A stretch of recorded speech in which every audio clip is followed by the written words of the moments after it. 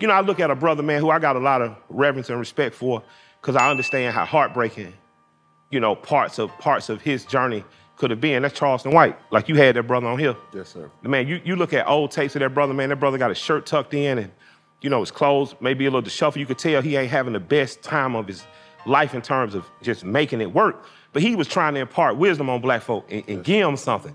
And man, he said he looked around and wasn't nobody there. You know, it's like he fighting on their behalf, fighting for bills.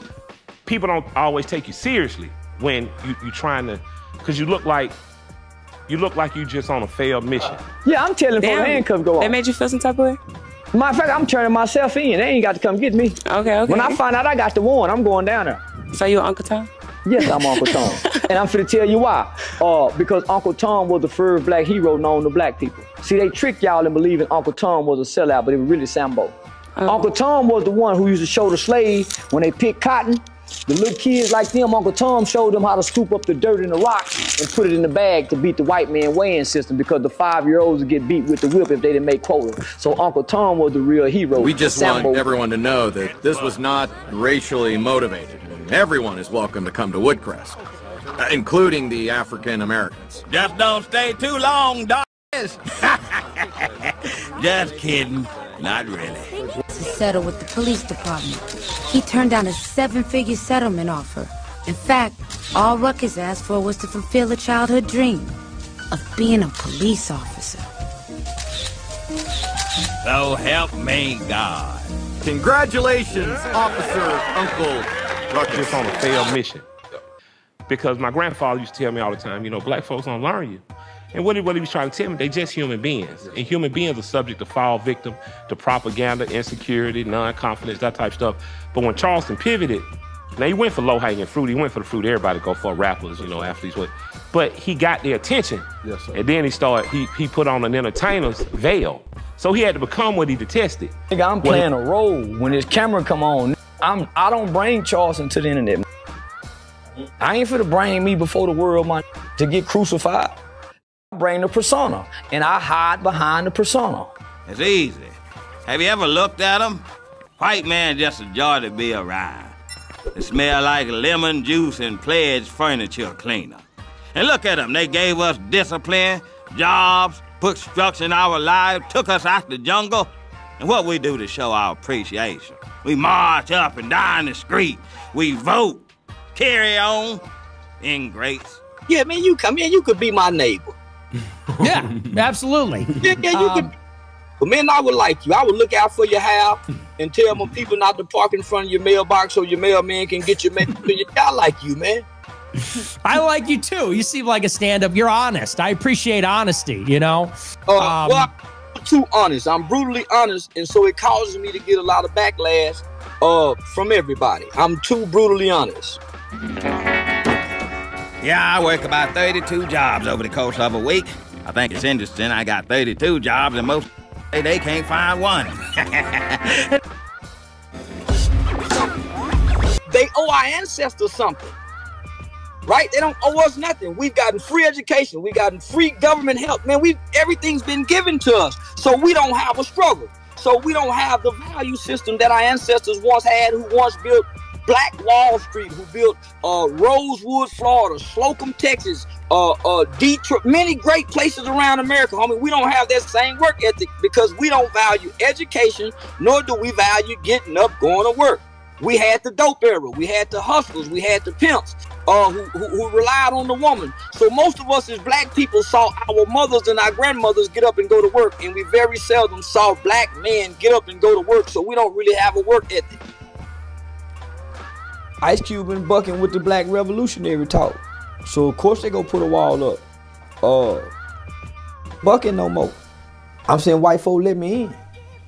Yeah, f these. I want to cross over. Nah, I ain't bucking no more. I want to go along to get along. I don't want to buck. I don't want to be exclusively black no more. I want to be embraced by white America too. Cause I got white people who love what I say. The clip is going viral from our last interview. You said black people are the least intelligent people. We're angry. You was really saying we're the bottom of the barrel. We are. Last place. As a whole? As a whole. we have a lot of great people. We have a hood, but we don't have a community. We got a lot of great people, but what do we have for having a lot of great people? We have a lot of influence. We have a lot of influence, but what do we have as we have a hood, we don't have a community. So even the people with the influence are not visible in our communities. They don't have after school programs. We don't have a black grocery store nowhere. We don't have a black bank. We don't, homie, outside of Atlanta, a few places in Houston. What do you want? I want you over my house cutting my grass like you're supposed to be. Well, too bad for you, cause I just took another job. And even though they don't pay hardly nothing, working for white folks look way better on my resume. Damn it, this is the 4th week in a row you cancel on me. The yard looks like a jungle. Well, Tim, you 3 vine swingers should feel right at home. I'll be there when the white man don't need me no more. And let this be yet another reminder that no matter how much money you got, you still just... Greetings, you polite savages, and welcome to another Tip Talk. Let's get ready to rumble!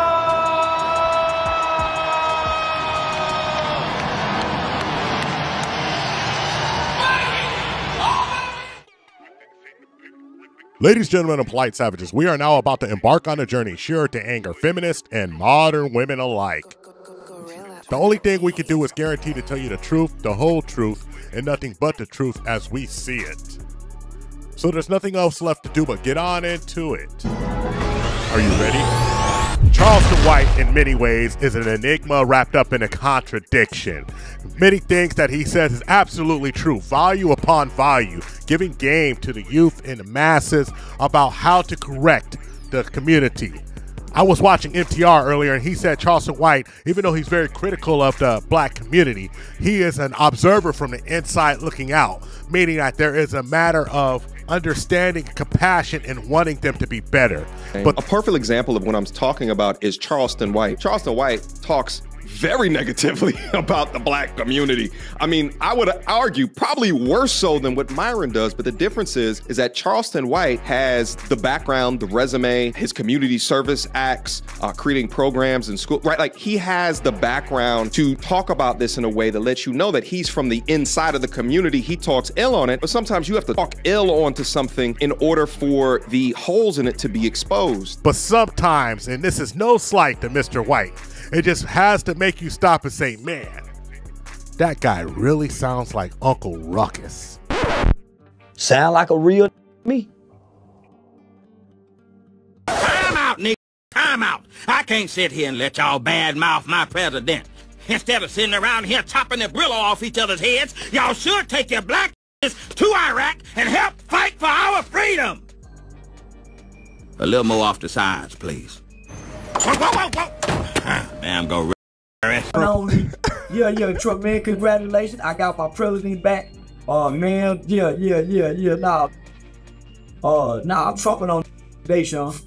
Was you nervous yesterday? Man, nervous in the mother. Man, I was nervous in the mother. In my mind, if a woman ever become president, the world coming to an end immediately. That God is coming back soon. So, yeah, I know we got a little bit more time to get it right. And as you could tell, the confusing nature of a black man, a foundational black American, somebody from the South wearing all Confederate garb, trumpet on ninjas, as he would say, obviously trying to anger the masses, anger folks, get attention, driving people to the brink of insanity. You should have seen the mentions in this video. People saying, what's wrong with him? He's a sellout. He's a Tom. He's a Sambo. He's this, he's that. But then in the same interview, he turns around and spits some real spit. So this is the enigma of Charleston White. He'll draw you in. And while he's trolling, when he pulls you in, has your full attention, he inserts a message. Then you see his intention. Genius, if you ask me. This was a very sad election for black people. And it showed the world, homie, that we're puppets and, homie, we easy to be played upon. The biggest takeaway from this election is that the Democratic Party think black folks are stupid because they went and got the worst entertainers to talk to us. They went and got the lowest vibration of our black women to come talk to us. They didn't get no upstanding sister to talk to us, from Cardi B, Kelly Rowland. Homie, they didn't go get nobody. They would have got all entertainers who shake their ass and pop. So it showed me that our black entertainers are puppets, and not only they puppets, they lapdog. Called leaders. This included Lena Horne. This included Dick Gregory, and this included comedians, comics, trumpet players, baseball players. Show me in the white community where a comedian is a white leader. Show me in the white community where a singer is a white leader, or a dancer or a trumpet player is a white leader. These aren't leaders. These are puppets and clowns that have been set up over the white community and over the black community by the white community, and have been made celebrities and usually say exactly what they know that the white man wants to hear. Confusing that Charleston White on one hand was sitting here in Confederate garb, and then the next sentence he sounds similar to Malcolm X. His message was exactly the same, that these entertainers are put here in front of us to entertain us, to pacify us, and then when we really look down, we get down to the nitty-gritty of things, they're there to say exactly what somebody is telling them to say.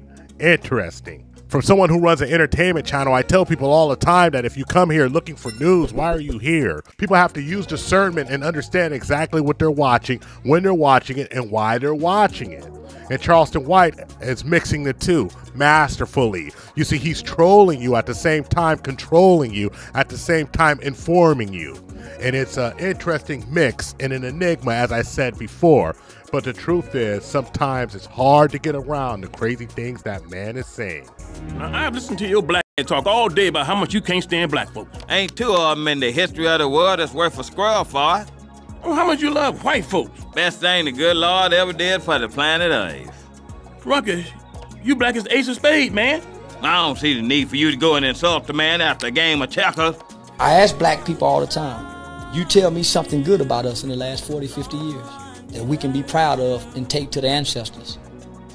We've gone backwards compared to where they moved forward to get us here. What have black people done in the last 50 years that they can stand up in the world and say, yeah, we proud, black and proud. We ain't got nothing we can be proud of, homie. I can't think of nothing good black people do today besides play sports. And they play that for white folks good. We ain't good. The nature of what this man said had to hit home.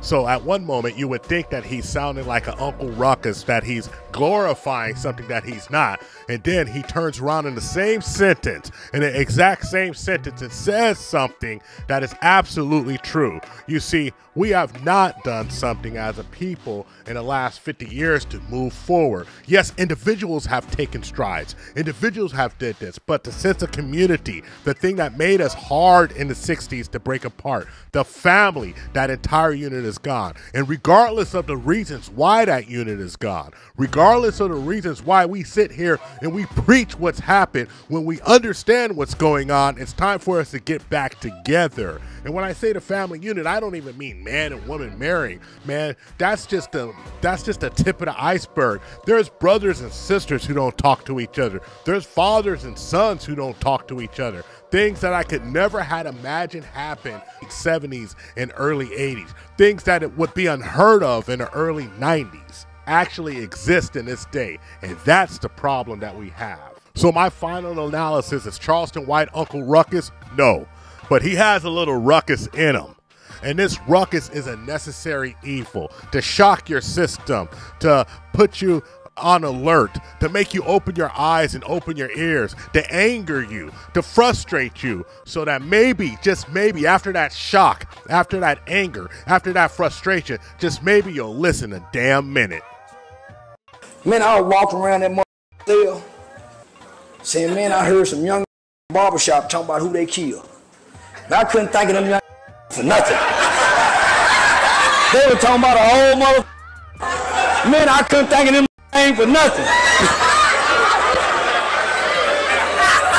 He said, hey, do you like Jews? I heard you don't like Jews. I said, I don't like nobody. Jews, Asians, blacks, whites, Mexicans, Puerto Ricans, Cubans, dogs, horses, fish, roaches, worms, butterflies, ants. I don't like nothing. So stop singing that damn song. Stop singing? Oh no, Tobias told us Master Gunner likes that song. That's a lie. Oh no, Master. We feel is too dumb to lie. But you know Tobias is the lighter shades, and he got that sharp sense of humor. Oh no, Master Colonel. You out here telling jokes, Tobias? Master Colonel, please. There's a million people online right now asking, Why would you vote for a racist? Trump is racist. Why would us black people vote for somebody who clearly doesn't like black people? What you mean he don't like black people? I was born in the 80s. I remember he was hanging out with black people. I remember in the 2000s, he was real cool with the black rappers. 50 Cent, G-Unit, Ja Rule, Snoop Dogg. All these people was just with him in the 2000s. Oh, they were standing in the hotel, Trump Tower, rapping about it. Rick Ross, Diddy. So how he don't like black people? He's known for dating black girls. He's known for dating black girls. How can you love and kill niggas? How can you love these gangsters and these rappers that promote killing us? How can you love them? What Trump don't do, he don't. How you know he's a racist? Racism is action. Maybe he's president. We're all presidents. We're all presidents. But how can you love rap music? How can you love Dirk? How can you love King Von and not love Trump? That don't make sense to me. So that's what I mean about only black people are oxymorons. How men, black people are more racist black people than anybody in the world. Yeah, Le'Veon Bell said that yesterday.